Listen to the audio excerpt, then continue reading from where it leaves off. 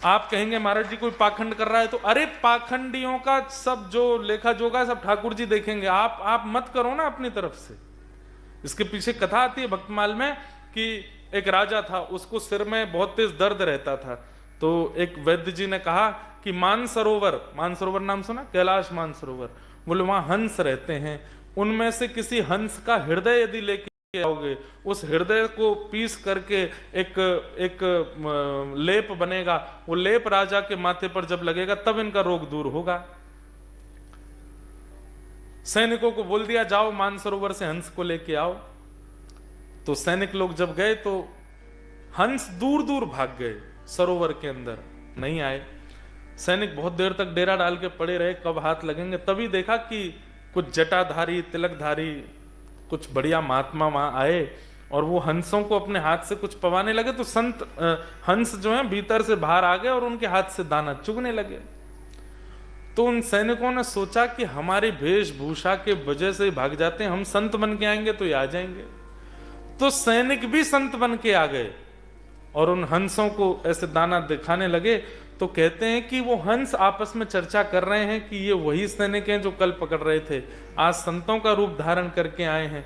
तो दूसरे हंसों ने कहा अब क्या करें, बोले कि भाई हैं तो ये दुष्ट, पर वेशभूषा एक भक्त की है, इसलिए हमें भेष का सम्मान करके इनके पास जाना चाहिए। तो दूसरे ने कहा ये हमको पकड़ के ले जाएंगे, हमारा हृदय काट करके और वो मार देंगे हमको।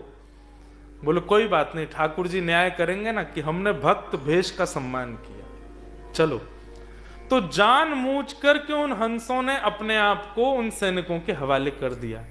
ये दृश्य देख करके ठाकुर जी पिघल गए और ठाकुर जी एक वैद्य का रूप धारण करके उस राजा के यहां पहुंचे और राजा से कहा महाराज इन हंसों को मारने की आवश्यकता नहीं है, मैं एक लेप बना के आपके माथे पर लगाता हूं, आप ठीक हो जाओगे। ठाकुर जी ने अपने हाथ से लेप बना के राजा को पधराया, राजा का वह ज्वर ठीक हो गया, ठाकुर जी वहां से चले गए।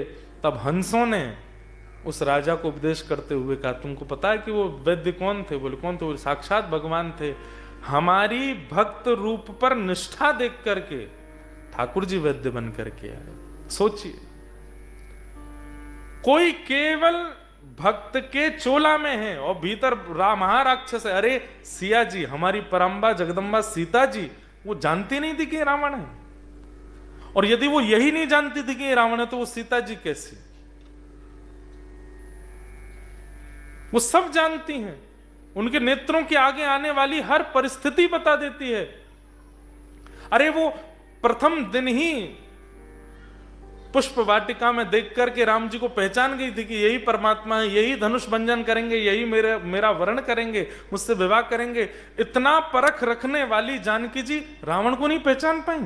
पहचान गई थी। केवल उसके भेष का सम्मान करके रावण ने हरण किया नहीं, सीता जी ने स्वयं दिया, क्योंकि वो एक भेष में आया था। आप कहेंगे महाराज जी आप पाखंड को बढ़ावा नहीं दे रहे हैं, पाखंडी लोग बहुत हैं संसार में, पर उसका भेष यदि भक्त का है तो भी आप उसके आगे हाथ जोड़ के भली चुपचाप चले जाओ, वहां से बिल्कुल मत मिलो उससे, बिल्कुल मत बैठो उसके पास में, लेकिन उसके लिए गलत मत बोलो।